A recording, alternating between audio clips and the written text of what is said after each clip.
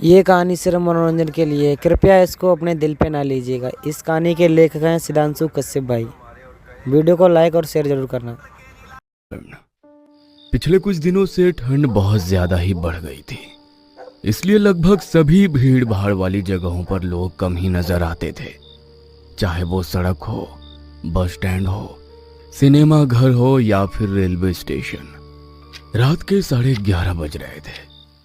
आलोक station पर अपनी train के आने का इंतजार कर रहा था। उसका मूड बहुत ही खराब था क्योंकि ट्रेन को 7:30 बजे ही आना था, लेकिन 11:30 बजे तक भी ट्रेन का कोई अता पता नहीं था। वह कई बार पूछताछ केंद्र पर भी पता करने गया, लेकिन हर बार वहां बैठे रेलवे के स्टाफ ने बोला कि धुंध के कारण अभी तक कोई सूचना नहीं मिली है। एक बार तो उस रेलवे के स्टाफ ने आलोक को डांट भी दिया और कहा, अरे भाई साहब, कितनी बार एक ही सवाल पूछ रहे हो आप? देखिए, ट्रेन आने की सूचना हमें मिलेगी तो अनाउंसमेंट हो जाएगा ना। आप बार बार यहाँ आकर हमें परेशान मत करिए। बहुत ही छोटा स्टेशन था वो, इसलिए ना तो कोई अच्छा सा वेटिंग रूम था वहां और ना ही बड़ी दुकानें। हर और खामोशी ही खामोशी नजर आ रही थी। बस कुछ कुत्ते दिखाई दे रहे थे।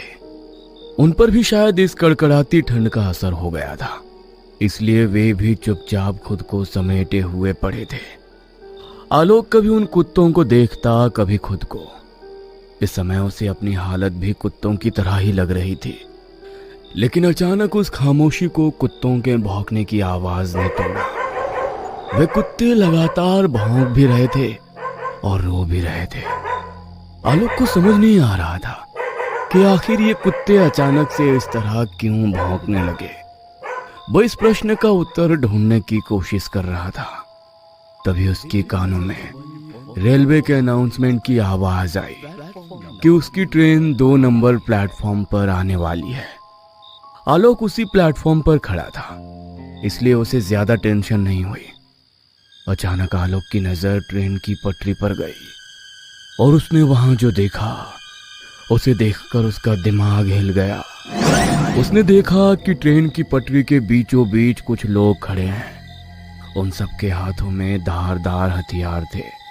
यही नहीं, उनमें से 2 लोगों के हाथ में तो कटे हुए सिर भी थे।